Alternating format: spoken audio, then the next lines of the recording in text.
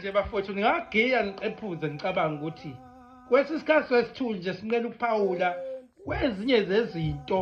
kodwa masingathiwa nathi siyakhuluma ufakazi ngoShembe ukuthi lo Shembe yini simthanda kangaka uShembe akayifihlanga mefika ngo1910 ekhishwa izwi likaNkulunkulu entabazwe uthi lithi zihamba Shembe uye kubantu abami bayeduka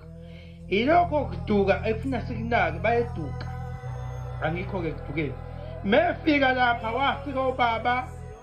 amakhehla zalo ubaba engenandaba nalento wafika wathi sengifikile bantu abami bathi ubani wathi nguShembe bathi ufika nani bathi ngithunywe uNkulunkulu ukuthumana loNkulunkulu thina siyazi lona sizinsizwa thina noNkulunkulu ekhona uJesu okhonza lapho wasethi uShembe hayi nalo Jesu engikhuluma ngaye sihamba naye